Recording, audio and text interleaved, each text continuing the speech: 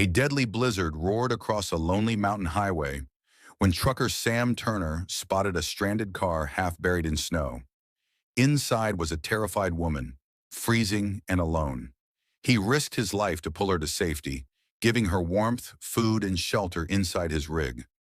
What Sam never imagined was that this act of kindness would soon change his life forever, because the woman he saved wasn't just anyone. She secretly owned the company he worked for. Snow came down like shards of glass that night, slicing through the beam of Sam Turner's headlights as his rig crawled along the mountain pass. The wind screamed across the empty road, shaking his mirrors, and he could barely see beyond the hood. He had been driving for 14 hours straight, just trying to reach the next rest stop before the storm buried the world. But fate, it seemed, had other plans. As he rounded a curve, his headlights caught something, a flicker of red on the side of the road. At first, he thought it was a warning sign. Then, through the blinding snow, he saw it was a car. Its hazard lights blinked weakly, half buried in snowdrifts. Sam's instincts kicked in. He pulled his 18-wheeler to the shoulder, air brakes hissing into the freezing night. Inside the stranded car, he found a woman, trembling and pale. Her coat was soaked through, her fingers stiff from the cold. "Ma'am, you all right?" he shouted over the wind. She tried to speak, but her voice was barely a whisper. "The car? It just died." Sam didn't think twice. "You'll freeze to death out here," he said, helping her out. She hesitated, glancing at his rugged face and heavy jacket with a flicker of fear. Being stranded with a stranger in the middle of nowhere wasn't ideal, but the storm left no room for choices. Within minutes, she was inside the warmth of his truck, wrapped in his spare blanket as the heater roared to life. "Name's Sam Turner," he said, handing her a thermos of coffee. "You're safe now." She nodded, her teeth chattering. "I'm Claire." Her voice was soft but carried something. Grace, maybe, or quiet confidence. The radio crackled with weather alerts. The mountain road ahead was closed. They were stuck there for the night.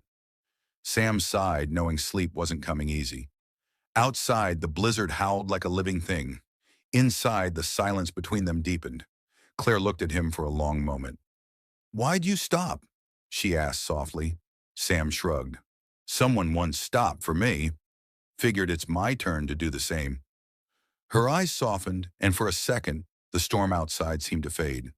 Two strangers trapped by fate, sharing warmth in the coldest night of their lives, neither knowing that this chance encounter would change both their worlds forever. Hours crawled by, the blizzard refusing to ease.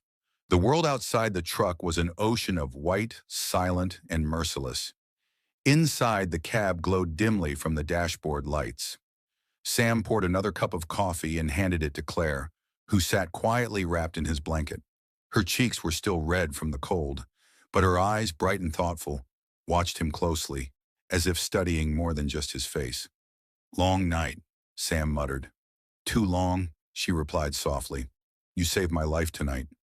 He chuckled, shaking his head. "Nah, just doing what's right." Truckers look out for folks. Highway can be a lonely place, Claire smiled faintly. "You sound like someone who's seen too much of it." 20 years behind the wheel, he said. "Not much I haven't seen. But this storm, this one feels personal." They both laughed quietly, but beneath the sound was something else, a connection, raw and real. When the wind shook the truck again, Claire flinched. Sam turned up the heater and dimmed the lights, trying to make the confined space feel a little less like a metal box in the middle of nowhere. "Rest if you can," he said gently. "We'll roll out when it's clear." Claire hesitated. "What about you?" "I'll keep watch." Old habit. But as the night deepened, exhaustion caught up with them both. Claire finally drifted to sleep against the passenger seat, her breathing steady. Sam sat there watching the snow batter the windshield, wondering what kind of life she came from. Her clothes, expensive but practical, didn't match the image of a lost traveler. Something about her felt different. Just before dawn, the storm broke. The world outside was buried, but still. Sam stepped out, boots crunching over fresh snow to check the road. He spotted tire tracks under the drifts, faint but leading downhill. Maybe a snowplow had cleared part of the highway. He climbed back into the cab and found Claire awake, rubbing her eyes. "We might be able to move soon," he said. Her smile was tired but sincere. Sam, I don't know how to thank you. Just get where you're going safe, he replied. That's thanks enough. As they rolled down the mountain later that morning, the sun cut through the clouds. Sam thought the worst was over.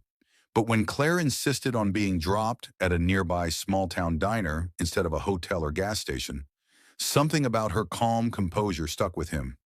She thanked him again before stepping out into the slushy street.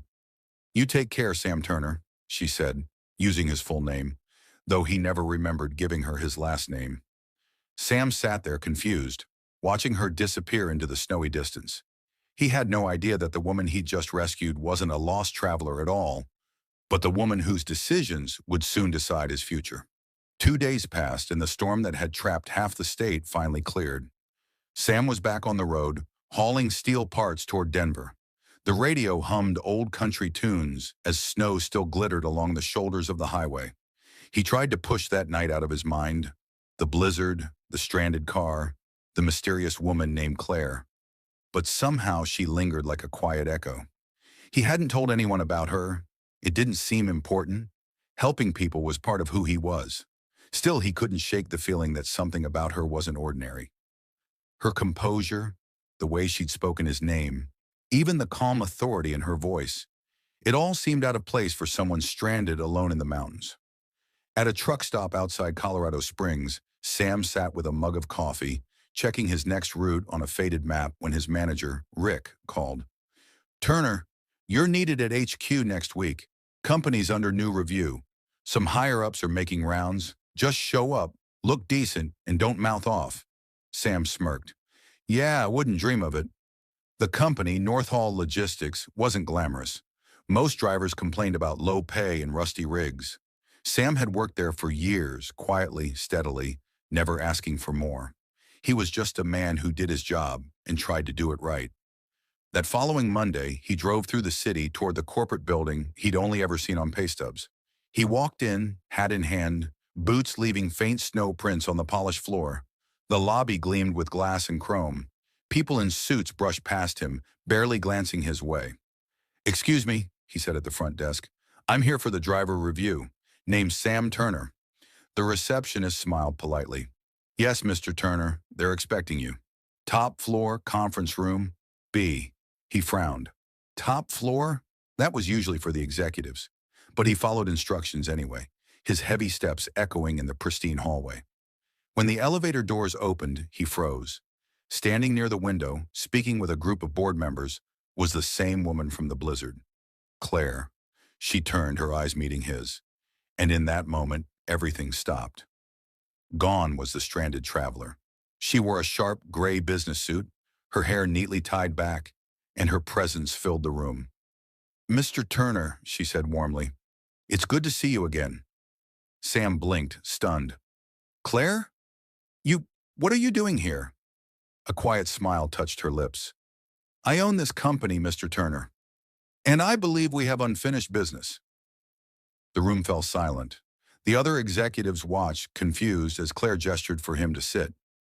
Sam's hands trembled slightly as he lowered himself into a chair. He couldn't tell if this was a dream, a trick, or fate circling back to test him once more. For a long moment, Sam sat frozen, unable to speak. Claire dismissed the others with a gentle wave. The executives nodded, quietly leaving the room until only the two of them remained. The city stretched beyond the glass wall behind her, sunlight glinting off the snow-covered rooftops. She turned to him, her expression softer now. You probably have questions. Sam gave a nervous laugh. That's an understatement. You're telling me you own North Hall? The same North Hall that can't afford to fix half its trucks? Claire smiled faintly. I bought it recently. My father started this company 40 years ago. When he passed, I stepped away for a while. I needed to see what this business had become from the outside, so I went on the road. He frowned. Alone? In a blizzard? Her eyes dimmed slightly. It wasn't supposed to snow that night. I wanted to see how our drivers lived, what they faced. But when my car broke down and the storm hit, I realized how unprepared I was. You showed up before I even had time to be afraid. Sam shook his head slowly, still trying to grasp it all. You mean to tell me that night wasn't an accident? It was fate, she said simply. I wanted to experience the world my company depended on, but I didn't expect kindness like yours. You didn't know who I was, yet you gave everything you could to help me. He looked down at his rough hands. I didn't do much. Anyone would have stopped as she stepped closer. No, Mr. Turner. Not everyone would have. Most people would have driven past. You risked your life in a storm to help a stranger. Sam didn't know what to say. He had spent years unnoticed. Another face behind a steering wheel, another name on a clipboard. No one had ever looked at him the way she did now, with genuine respect. Claire walked to her desk, picked up a folder, and handed it to him. I reviewed your record. 20 years without a single late delivery, no accidents. Do you realize how rare that is? He shrugged. Just doing my job. That's exactly why I want you to do more than that. Inside the folder was a letter, an official offer. His eyes widened as he read the title. Regional Logistics Supervisor. Twice his current salary. Benefits he'd never had. He looked up, speechless. I don't understand. Why me? Claire smiled. Because you reminded me what this company was built on. Integrity, hard work, and kindness.